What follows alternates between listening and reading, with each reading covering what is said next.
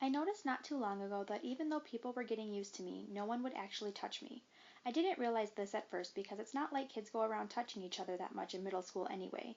But last Thursday in dance class, which is like my least favorite class, Mrs. Atanabe, the teacher, tried to make Zamina Chin be my dance partner.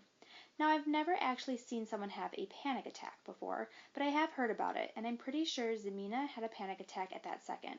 She got really nervous and turned pale and literally broke into a sweat within a minute, and then she came up with some lame excuse about really having to go to the bathroom. Anyway, Mrs. Atanabe let her off the hook because she ended up not making anyone dance together. Then yesterday in my science elective, we were doing this cool mystery powder investigation where we had to classify a substance as an acid or a base. Everyone had to heat their mystery powders on a heating plate and make observations, so we were all huddled around the powders with our notebooks.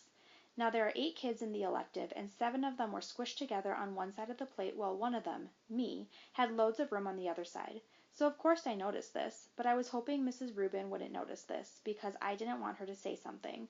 But of course she did notice this, and of course she said something. Guys, there's plenty of room on that side. Tristan, Nino, go over there, she said. So Tristan and Nino scooted over to my side. Tristan and Nino have always been okay nice to me. I want to go on record as saying that. Not super nice, like they go out of their way to hang out with me, but okay nice, like they say hello to me and talk to me like normal.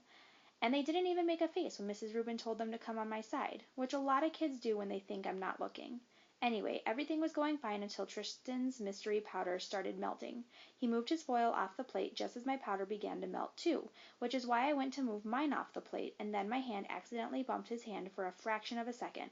Tristan jerked his hand away so fast he dropped his foil on the floor while also knocking everyone else's foil off the heating plate.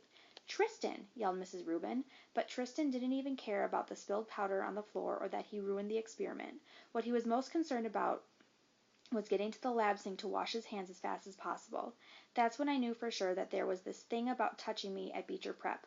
I think it's like the cheese touch in Diary of a Wimpy Kid. The kids in that story were afraid they'd catch the cooties if they touched the old moldy cheese on the basketball court. At Beecher Prep, I am the old moldy cheese.